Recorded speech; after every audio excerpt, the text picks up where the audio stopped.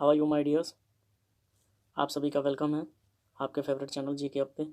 हम लोग एक नया सीरीज स्टार्ट करने जा रहे हैं जिसमें यूपी लेखपाल 2021 से रिलेटेड जो भी सिलेबस है उसको कवर करेंगे।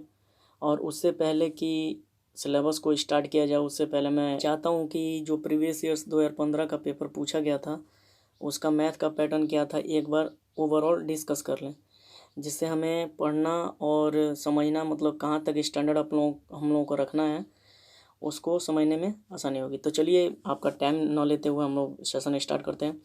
तो ये था हमारा प्रीवियस ईयर्स पेपर मैथ का, ठीक है। इसको हम लोग आज डिस्कस करेंगे, जिसमें जो 25 क्वेश्चन पूछे गए थे उनको मैंने लिया है और 25 में एक क्वेश्चन आई थिंक मिसिंग है, वो टेक्निकल एरर की वजह से मैंने उसको हटा दिया है, ठीक है। तो आई होप अगर ये आपको सेशन पसंद आता है तो प्लीज़ इसको ज़्यादा से ज़्यादा फॉरवर्ड करें ताकि हम लोग अपना सिलेबस अच्छे से कवर कर पाएँ और स्टार्ट कर पाएँ, ठीक है, टाइम से। तो चलिए शुरू कर लेते हैं। पहला क्वेश्चन जो आज का ये है, पूछा गया था प्रीवियस ईयर्स में ये क्वेश्चन, एक व्यापारी अपनी वस्तुओं पर 25% मूल्य बढ़ाकर अंकित करता है। यदि वह अंकित मूल्य पर 4% छूट दे दे तो उसका प्रतिशत लाभ क्या होगा। तो इस प्रकार का आपने काफ़ी क्वेश्चन किए होंगे। अगर मैं अंकित मूल्य 100 मान के चलूँ तो 25% मूल्य बढ़ा के अंकित किया, मतलब मान लेते हैं इसकी कॉस्ट प्राइस कितनी है, स्टार्टिंग में 100 थी। अगर मैं अंकित मूल्य 25% बढ़ा के चलूँ 125 हो जाएगा, जैसा कि आप समझ सकते हो। अभी क्या कह रहे हैं कि यदि अंकित मूल्य पे यानी इस पे 4% छूट दे देता है, सपोज इस पे 4% छूट देंगे तो आप जैसे कि जानते हो 1% निकालने के लिए 2 दशमलव इधर चिपका देंगे, 1.25 हो जाएगा वैल्यू। और 4% के लिए 4 एकम 4 25 चौको 100 यानी कि ओवरऑल 5 हो जाएगा। तो इस तरीके से हम देखें, इसका 5 का छूट दे दिया यानी कि ओवरऑल कितना बच गया आपका 120 बच गया। अब ये कहता है कि 100 से 120 कितना परसेंट है, मतलब 100 रुपये में कोई चीज़ खरीदी और 120 में बेची, तो बतानिए आपको कितना परसेंट का लाभ होता है। एज इट इज आप देख सकते हो 20% का आपको क्या हो जाएगा, लाभ हो जाएगा। आगे बढ़ते हैं नेक्स्ट क्वेश्चन। ये वाला क्वेश्चन भी बहुत आसान पूछा गया था। एक्स स्क्वायर प्लस 1/x² की वैल्यू दे रखा था 23, तो पूछा है एक्स पे पावर 4 प्लस 1/x पावर 4 की वैल्यू क्या होगी। तो यहाँ पे आप देख सकते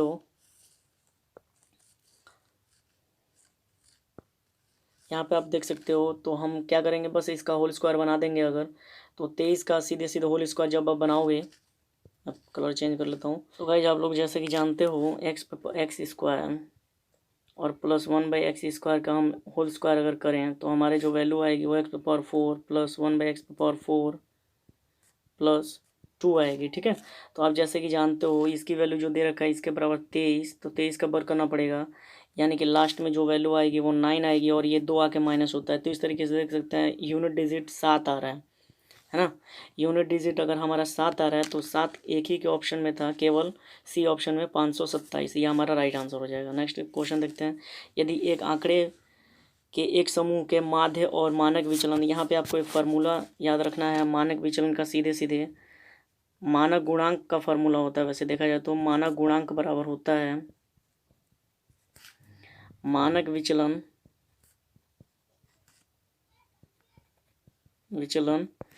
बटा में माध्य, ठीक है। तो मानक गुणांक आपका कितना दे रखा है 10 और माध्य कितना दे रखा है यहाँ पे 5, आके मल्टीप्लाई हो जाएगा तो आपका सीधा सीधा मानक विचलन निकल के आ जाएगा कितना 50। तो आप इस तरीके से आंसर क्या कर सकते हो, ए नंबर 50। नेक्स्ट क्वेश्चन देखते हैं। 4 अंकों की बड़ी से बड़ी संख्या जो 24, 30, 36 में से प्रत्येक से विभाजित हो वो कौन सी है। तो इस क्वेश्चन को मेरा करने का अप्रोच ये होता है, मल्टीपल जो ऑप्शन दे रखे हैं उनको मैं चेकआउट करूँगा। तो आप जैसे कि चेकआउट करोगे जब, तो जैसे कि इस वाले ऑप्शंस में जो 36 आ रहा है इसका मतलब ये है कि 9 इसमें शामिल है।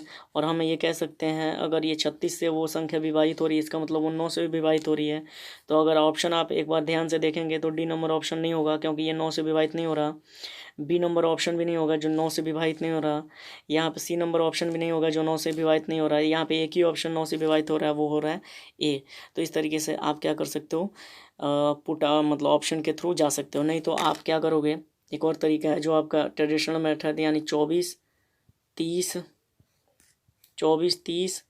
और 36 का आपको क्या करना होगा, एलसीएम लेना होगा। उसके बाद से क्या करना होगा, जो एलसीएम आएगा इन 4 अंकों के हाईएस्ट नंबर तक उसको मल्टीप्लाई करके चेकआउट करना होगा कौन सी वैल्यू बैठ पा रही है, ठीक है। या 5 अंकों की वैल्यू आप पुट करके उसमें से घटा सकते हो, ऐसा भी कर सकते हो, वो आपका मतलब तरीका है, तो आप प्लीज़ उसे देख लीजिएगा। मैं तो ऐसे ही करता हूँ। ओके, तो नेक्स्ट क्वेश्चन देखते हैं। नेक्स्ट क्वेश्चन है, तीन संख्याओं का योगफल 392 है अगर, और पहली और दूसरी का अनुपात यहाँ पे दे रखा है 2 और 3 का, 2:3, और यहाँ पे क्या दे रखा है, दूसरी और तीसरी का दे रखा है 5 और 8 का। तो पूछा है पहली संख्या बताइए। तो आप यहाँ पे जैसे कि देख पा रहे हैं, हमें ये दोनों को बराबर करना होगा दूसरे वाले को। तो यहाँ पे 5 से गुणा करेंगे तो ये 10 बन जाएगा, और ये 15 बनेगा, और यहाँ पे 3 से गुणा करेंगे तो 8 3 का कितना हो जाएगा, 24 हो जाएगा। ठीक है, तो ये आपका तीनों का एक प्रकार से डिजिट बनेंगे। अब आपको क्या करना है, पहली संख्या बतानी है, तो आपको क्या करना होगा, ऐड करना होगा, सबको योग ज्ञात करना होगा। तो 25 और 24 यहाँ पे देखेंगे आप, 49 हो जाएगा, और 49 की वैल्यू इनका योगफल अंकों में दे रखा है कितना, 392। ये यूनिट डिजिट है, और यहाँ पे और रियल वैल्यू है 392। तो आप जैसे कि देखोगे कितनी बार ये भाग जा रहा है, तो आप यहाँ पे चेकआउट कर सकते हो। तो मैं 8 बार लेके जा रहा हूँ, 8 9 72 होता है, और 8 चौको 32 8 39, यहाँ पे आप 32 और 7 39 हो सकता है। तो इस तरीके से 8 आएगा, और यहाँ पे पूछा है 10 की वैल्यू, यानी कि 80 आपका आंसर हो जाएगा। एक बार और अगर क्वेश्चन समझ में नहीं आ रहा हो तो प्लीज़ एक बार वीडियो और अच्छे से वॉच करेंगे, आपको समझ में आने लगेंगे बातें। नेक्स्ट क्वेश्चन देखते हैं। ये काफ़ी इंटरेस्टिंग क्वेश्चन और इम्पोर्टेंट है। मैं आपको एक तरीका दूंगा जिससे आप चुटकियों में इसको निकाल सकते थे। तो मैं बताने जा रहा हूँ, ध्यान से सुनिएगा मेरी बात। फॉर एग्ज़ाम्पल, जैसे आपको किसी ने कहा 1 2 3 4 5, मतलब कि ऐसे संख्या का औसत आपसे पूछे जिसमें डिफरेंस 1 1 का जा रहा हो, या 2 2 का जा रहा हो, या 3 3 का, मतलब जो भी डिफरेंस जा रहा हो सेम जा रहा हो अगर, तो आपको क्या करना है, औसत निकालने के लिए आपको कुछ नहीं करना, बस स्टार्टिंग का और लास्ट का दोनों का अंकों को जोड़ना है, 1 और 5 को, और इसका आधा कर देना है। तो जो आधा करेंगे जो वैल्यू आएगी वही आपकी औसत होती है, 5 1 6, 6/2। ये काफ़ी, यानी आंसर कितना हो जाएगा, 3 हो जाएगा। ठीक है, ये काफ़ी इंपॉर्टेंट मेथड है, आपको प्लीज़ केयरफुली इसको समझना है। फॉर एग्जांपल एक और देता हूँ, जैसे 2 4 6 8, इसका हमें औसत पूछ दिया, तो आपको कुछ नहीं करना, स्टार्टिंग का और लास्ट का ऐड करना है, क्योंकि डिफरेंस सब जगह क्या है, सेम है, देख पा रहे हो। तो हम यहाँ पे देखेंगे तो 8 और 2 10, 10 का आधा करेंगे अगर 5, तो 5 हमारा क्या हो जाएगा, राइट, यहाँ पे औसत हो जाएगा। तो हम इस तरीके से क्वेश्चन सॉर्ट आउट कर सकते हैं। तो ये इसी पे बेस्ड एक क्वेश्चन पूछा गया है, तो प्लीज़ इसको ध्यान से देखेंगे। क्वेश्चन क्या कह रहा था, क्वेश्चन कह रहा था कि n +1, यहाँ पे देखेंगे तो हर जगह डिफरेंस आपको क्या मिलेगा, सेम मिलेगा। डिफरेंस सेम है, एक एक की वैल्यू क्या हो रही है, बढ़ रही है। तो हम क्या करेंगे, सीधे सीधे n और लास्ट वाला n+5 दोनों को ऐड करेंगे और 2 से भाग कर देंगे। तो इस तरीके से आप जब भाग करेंगे 2n मिलेगा +5 मिलेगा, बट्टा में 2 मिलेगा। अगर मैं अलग अलग भाग कर दूं तो यहाँ कट जाएगा, और हमारी जो वैल्यू आ जाएगी राइट, वो हो जाएगी 2, यानी n +5/2। ये हमारा राइट ऑप्शन हो जाएगा। तो इस तरीके से आप डी ऑप्शन करेक्ट कर सकते हो। नेक्स्ट क्वेश्चन देखते हैं। अब तो ये तो काफ़ी एक प्रकार से आसान है, इसको मौखिक आप चाहो तो कर सकते थे। यहाँ पे 15 का 225, यहाँ से 15 बाहर आएगा, और 15 बाहर आया तो हम इसको कह सकते हैं 169, 169 से 13 बाहर आएगा, यानी 15 6 1 2 में 13 ऐड हो जाएगा। और इस तरीके से लास्ट में क्या आएगा, 5, यहाँ 2 6 5 1 5 1, यानी 15,625। आप जैसे कि जानते हो ये किसका मल्टीपल है, तो 125 का आपका राइट आंसर हो जाएगा। 125 का मतलब वर्ग है ये, तो आप कह सकते हो इसका वर्गमूल कितना हो जाएगा, 125। नेक्स्ट क्वेश्चन, दो संख्याओं का अनुपात 3 और 5 में है, यदि उनका एलसीएम 300 है तो छोटी संख्या बताइए। तो आपको इस तरीके से क्या करना होता है, पहली संख्या आपको 3x एग्ज्यूम करनी है, दूसरी संख्या आपको 5x एग्ज्यूम करनी है। तो आप जैसे कि जानते हो ये जो x यहाँ पे कॉमन आता है वो एक प्रकार से क्या होता है, एचसीएफ होता है। तो मैं ये कह सकता हूँ कि x × 3 × 5 बराबर, आपको सीधे सीधे दे रखा है 300। आपने ये मेथड पढ़ा होगा। और यहाँ से x की वैल्यू जो आपके निकलेगी, तो 5 3 15, 15 दूना 30, x की वैल्यू आपके कितनी हो जाएगी, 20 हो जाएगी। और पूछा है सबसे छोटी संख्या, तो छोटी संख्या 30 थी, यानी 20 थे। आपका राइट आंसर कितना हो जाएगा, 60। बी ऑप्शन आपका करेक्ट हो जाएगा। नेक्स्ट देखते हैं, सुरेश तथा संदीप एक व्यवसाय में साझेदार हैं। सुरेश 5 महीने के लिए 5,000 देता है। अगर मैं 1,000 को हटा के चलूँ तो 5 यूनिट, यानी 5 महीने में 5 यूनिट, यानी 5 × 5 = 25, टोटल इसका ही हो गया अमाउंट। और संदीप 6 महीने में 6,000 देता है, यानी कि अगर टोटल इसकी बात करें तो 6 दे रहा है ये 6 महीने के लिए, तो 36 इसका हो जाएगा। इतना इन्वेस्ट किया है, तो वर्ष के अंत में क्या हुआ है, 6100 मतलब 610 रुपये का कुल लाभ हुआ। तो संदीप का कितना शेयर था इसमें, मतलब इसका जो लाभ होगा वो कितना होगा। तो हम अगर देखें 610 रुपये को हमें डिवाइड करना है, किस में टोटल वैल्यू पता करना पड़ेगा। 4×5=11 और 3×2=5=1 61 यूनिट। और किसकी पूछा है इसने, संदीप की यूनिट पूछा है। तो संदीप का आप यूनिट देखें तो 36 वाला था, तो 36 यहाँ पे हो जाएगा। तो इस तरीके से जब इसको कैंसिल करेंगे 10 आएगा, 3×2=60 आपका राइट आंसर हो जाएगा। डी ऑप्शन आपका करेक्ट हो जाएगा। ठीक है, नेक्स्ट देता हूँ। वह छोटी से छोटी संख्या जिसे 512 से गुणा करने पर प्राप्त गुणनफल एक पूर्ण वर्ग बन जाए। तो यहाँ पे आप जब देखेंगे 512 ऑलरेडी एक पूर्ण घन बन जाए, ध्यान रखिएगा। तो 512 आप देख सकते हैं पूर्ण घन ऑलरेडी है। तो ऐसी कौन सी संख्या से आप मल्टीप्लाई करोगे पूर्ण घन बने, तो ऐसी संख्या आपको ढूंढनी होगी कि वो पूर्ण घन हो। तो फॉर एग्जांपल आप देख पर 10 पूर्ण घन नहीं है, 7 भी नहीं है, 9 भी नहीं है। तो इस तरीके से एक ही ऑप्शन होगा 8 हमारा राइट आंसर हो जाएगा। नेक्स्ट क्वेश्चन हमारा 720 मिठाइयाँ बच्चों में इस प्रकार बांटी जाती हैं बराबर बराबर कि प्रत्येक बच्चे को मिली मिठाइयों की संख्या बच्चों की कुल संख्या के 20% के बराबर है। ये क्वेश्चन अगर आप ऑप्शन से जाते हैं तो ये आपके लिए और आसान हो जाएगा। अगर मैं बोलूँ 720 मिठाइयाँ बराबर बराबर प्रत्येक बच्चे में बांटी जा रही हैं, तो प्रत्येक बच्चे को कितनी मिठाई मिली। तो अगर मैं बोलूं कि 720 टोटल मिठाइयाँ हैं और 11 मतलब पहला ऑप्शन 11 से अगर मैं भाग करूं इसको, तो वैसे तो देखा जाए तो 11 से ये भाग नहीं हो पा रहा था, ये तो वैसे ही ऑप्शन से बाहर हो गया, इसको नहीं लिया जा सकता। नेक्स्ट अगर मैं बात करूँ 15, यानी कि 720 अगर मिठाइयाँ हैं, मैं 15 प्रत्येक बच्चे को कितनी मिठाइयाँ दे रहा हूँ, 15 दे रहा हूँ। तो टोटल बच्चों की संख्या आपके पास मिलेगी, वो होगी कितनी, 15×4 = 60 और इधर आया 12 60, यानी कि 12 12 15/120 यानी 48, यानी बच्चों की संख्या टोटल कितनी होगी 48 और ये प्रत्येक बांटी गई संख्या कितनी है 15। तो आप देखेंगे कि इसका ये 20% नहीं है। आपको वो ऑप्शन लेना है जिसमें ये बच्चों की संख्या का ये 20% हो। नेक्स्ट ऑप्शन को अगर मैं जज करूँ, यानी कि 720 बटा में 12 करूँ, तो 12×5 = 12×6 = 72 होता है, यानी कि 60। और इस तरीके से देखेंगे कि 60 का 20% कितना होता है, 12 होता है। तो ये आपका राइट आंसर यहाँ पे हो जाएगा। तो ऑप्शन से इस क्वेश्चन को आसानी से किया जा सकता था, तो मैंने ऑप्शन से किया। नेक्स्ट क्वेश्चन देखते हैं आपका। 3 भिन्न भिन्न पात्रों में भिन्न भिन्न मात्राओं में दूध और जल मिश्रित है, जिनकी माप 403 लीटर है, दूसरे में 434 लीटर है और तीसरे में 465 लीटर है। अब बड़ा से बड़ा माप आपको यहाँ पे खोजना है जिससे इन सभी को पूर्णतः माप दे। तो आपको क्या है यहाँ पे करना होता है, आपको इनका SCF लेना होता है।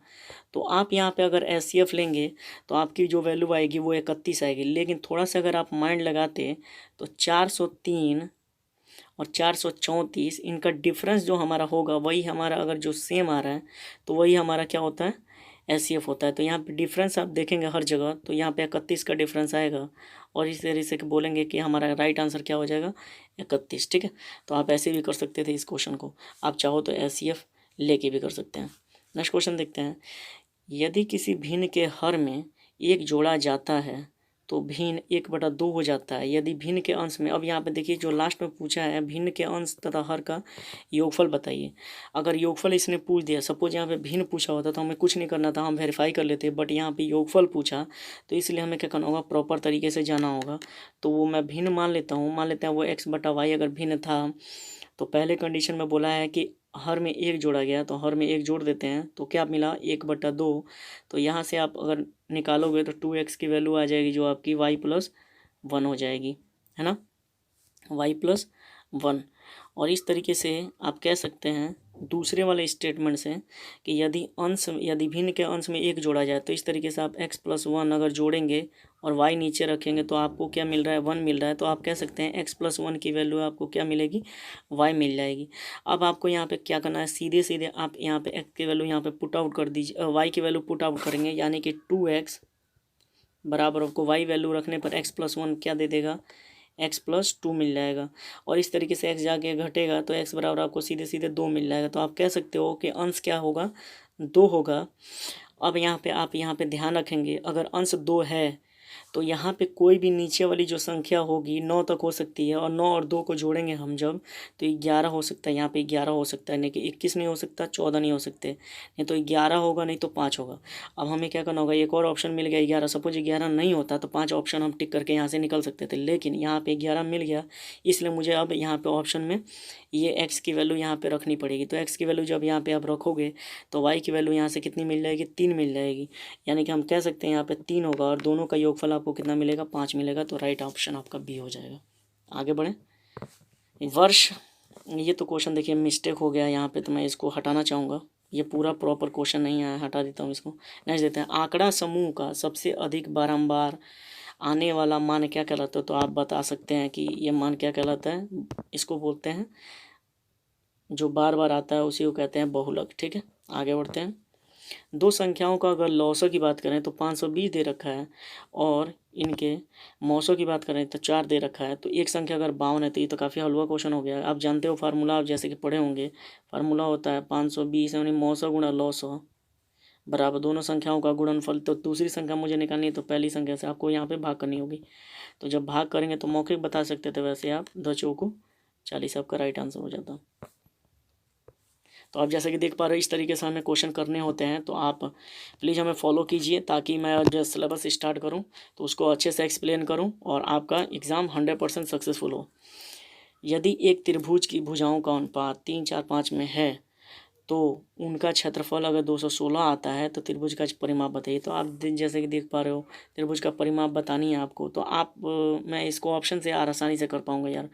देखो कैसे, भुजाएँ अगर ये हैं तो 5 या 9, 9 और 3 कितना होता है भाई, 12 होता है। इसका मतलब जो परिमाप आएगा वो 12 का मल्टीपल होगा।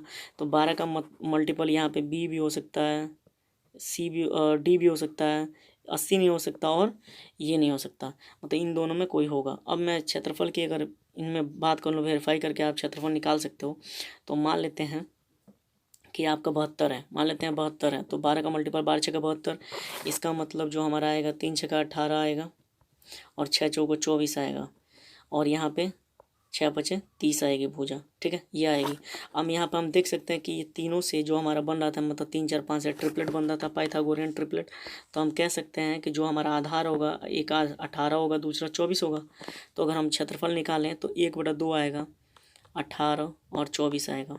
तो आप जब इसे कैंसिल आउट करोगे 9 आएगा, या ऐसे कर लो 12 ले, 9 ही ले लो। 9 से आप गुणा करोगे जब, 9 चौको 36 का 6 आ रहा है, और 9 दूना 18, 18 3 21, यानी कि 216 आपका यहाँ पे राइट हो जा रहा है। तो इस तरीके से आप कह सकते हो कि हमारा राइट आंसर कितना हो जाएगा, 72 हो जाएगा। आगे बढ़ते हैं। एक शोधकर्ता ने निम्नलिखित प्रतिदर्श आंकड़ों का एकत्रित डाटा तैयार किया और पूछा कि माध्यिका बताइए। तो माध्यिका आप देख सकते हो, अगर ये डाटा इस प्रकार दे रहेगा तो सबसे पहले इसको बढ़ते हुए क्रम में लगा लेते हैं। तो हमारा 1 होगा पहले, उसके बाद से क्या मिलेगा जी, 4 आ जाएगा, है ना। उसके बाद से क्या आएगा, 5 आ जाएगा। उसके बाद से एक और ससुरा 5 दे रखे थे, एक और 5 ले लेंगे। उसके बाद से क्या दे रखा है, सॉरी यहाँ पे 3 5 दे रखा है, 3 5 ले लेंगे, है ना।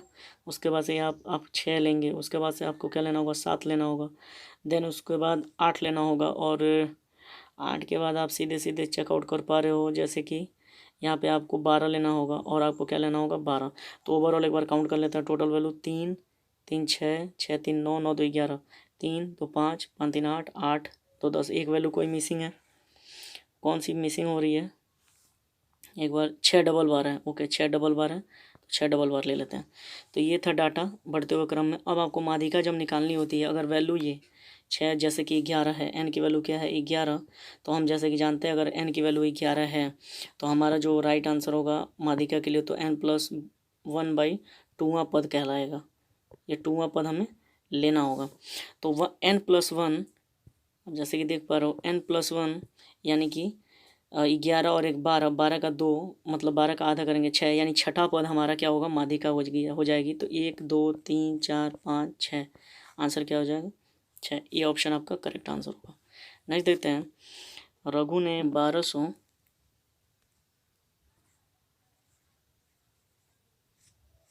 हवाई जहाज से जा रहा है, और उसकी कुल यात्रा का 2/5 भाग थी। मतलब ये अभी 2/5 भाग है, यानी 2 यूनिट आप कह सकते हो। टोटल में 2 यूनिट की वैल्यू ये इतनी दे रखी है, 5 यूनिट की पता करनी होगी। टोटल यात्रा हम पता कर सकते हैं।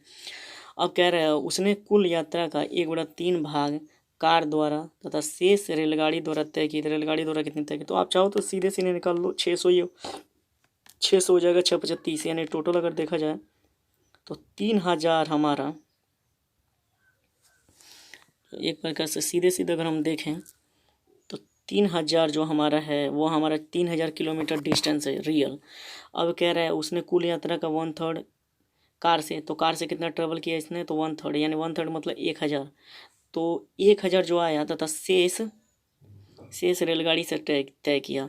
तो 1000 अब जब आप यहाँ से घटा दोगे यानी कि 2000 हो जाएगा, और 2000 में से 1200 इसने रेलवे से मतलब उससे ट्रेवल कर लिया 1200, तो बचा कितना?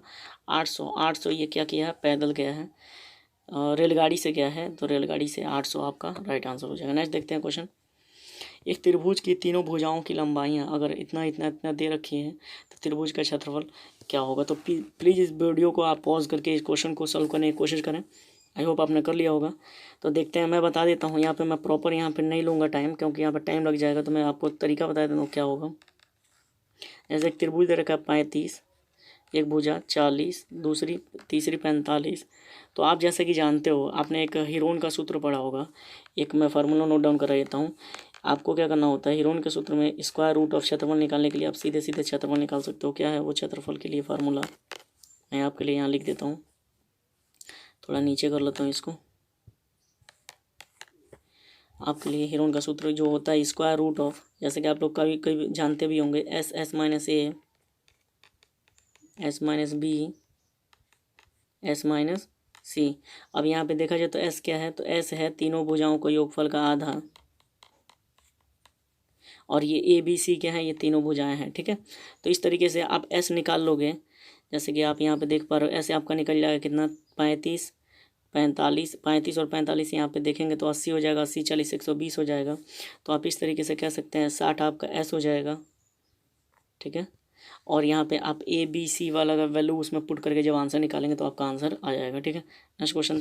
नेक्स्ट अगर कहता है ए बी सी एक कंपनी में हिस्सेदारी हैं भाई, हिस्सेदार हैं, तो किसी एक वर्ष में ए को जो लाभ मिला है 1/3 भाग मिला, और बी को 1/4 मिला, सी को इतने रुपए मिले, तो ए को कितना मिला? तो आप इस तरीके से जज कर सकते हैं एक प्रकार से। मैं क्या करूँगा, ए का जो लाभ है वो मैं 1/3 लिख रहा हूँ, बी का जो लाभ है वो 1/4 लिख रहा हूँ, क्योंकि 3 और 4 यहाँ पे इक्वल नहीं है, क्योंकि शेयर तो सबके लिए, मतलब जो हमारा लाभ आ रहा है वो सबके लिए सेम, बट मतलब लाभ तो सेम होगा सबके लिए, यानी उनका शेयर के ऊपर डिपेंड करेगा।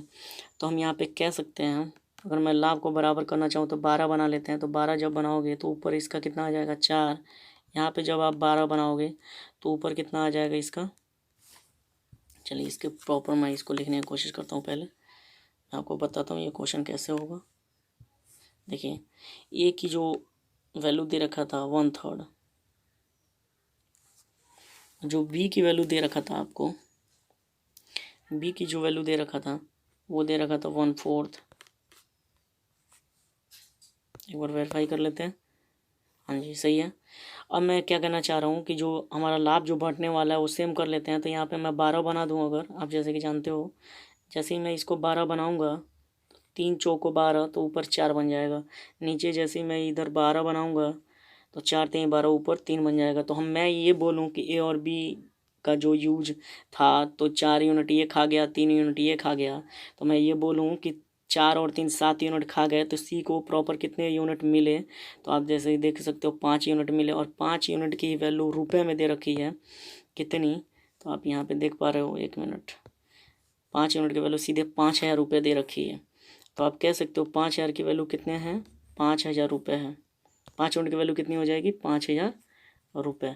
अब आपसे जो प्रश्न पूछा जाएगा, यानी कि 1000 गुना है, तो आप जो प्रश्न पूछेगा उसका राइट आंसर दे सकते हैं। तो ए को कितना मिला था? तो ए को आप देख सकते हो 4 यूनिट मिला है, तो सीधे सीधा आपका राइट आंसर कितना हो जाएगा? 4000, है ना। आगे बढ़ते हैं। एक धनराशि साधारण ब्याज पर 2 वर्षों के लिए किसी निश्चित दर पर ली जाती है। यदि इसे 3% उच्चतर मतलब बढ़ा दिया जाता है तो 300 रुपये अधिक मिलते हैं। मतलब इस 3% की वजह से आपको 3% जो बढ़ाया जा रहा है, इसी की वजह से आपको 300 रुपये एक्स्ट्रा मिल रहा है। तो इस क्वेश्चन को हम क्या करते हैं, हम लोग 1% की वैल्यू निकालते हैं। मैं आपको जब मैं सिलेबस कराऊंगा वहाँ पे मैं प्रॉपर समझाऊंगा कि ऐसा क्यों कर रहे हैं, ठीक है। तो यहाँ पे 100 आएगा और मैं 100% निकालूँ तो 100% यहाँ पे कितना हो जाएगा, 10,000 हो जाएगा। 10,000 आपका यहाँ पे ये होगा। अब ये पूछा है तो धनराशि वो कितनी थी, तो यहाँ पे 2 वर्ष में जो आ रहा है वो 10,000 आ रहा है। तो 1 वर्ष में पता किया करना होता है, तो 1 वर्ष की धनराशि वो कितनी हो जाएगी, तो हमारी जो हो जाएगी वो हो जाएगी 5,000। राइट आंसर हो जाएगा 5,000, ये ऑप्शन। नेक्स्ट क्वेश्चन देखते हैं। 36 व्यक्ति एक कार्य को 18 दिन में पूरा कर सकते हैं, तो 27, ये तो मौखिक कर सकते थे आप। 36 इसका होता क्या रियल में फार्मूला, 36 गुणा 18 और 27 गुणा मान लेते हैं जो है वो एक्स ले रहे हैं। तो आप 9 3 27, 9 चौको 36, 3 छक्का 18, 6 चौको 24, 24 आपका आंसर हो जाएगा। नहीं देखते हैं, एक समचतुर्भुज का क्षेत्रफल अगर 500 है, तो आप जानते हो ये सीधा सीधा फार्मूला बेस्ड है। विकर्ण दे रखा है 1 25, दूसरा पूछा है तो हम जानते हैं 1/2 दोनों विकर्णों का गुणनफल होता है क्षेत्रफल के बराबर। तो 25 यहाँ पे एक्स ले लेंगे और 25 दूना सीधे 20 हो जाएगा, 20 दूना सीधे सीधे 40। दूसरा हमारा विकर्ण कितना हो जाएगा, वो 40 हो जाएगा, है ना। तो ऑप्शन सी आपका राइट आंसर। तो गाइज आज के लिए बस इतना ही।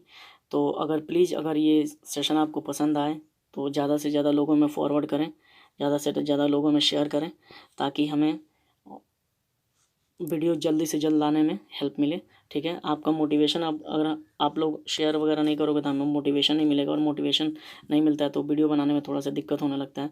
तो प्लीज़ ज़्यादा से ज़्यादा लोगों में शेयर कीजिए। और अगर आप लेखपाल वगैरह की तैयारी करते हैं और वनडे एग्ज़ाम की कोई भी तैयारी करते हैं तो प्लीज़ इस चैनल को सब्सक्राइब करें।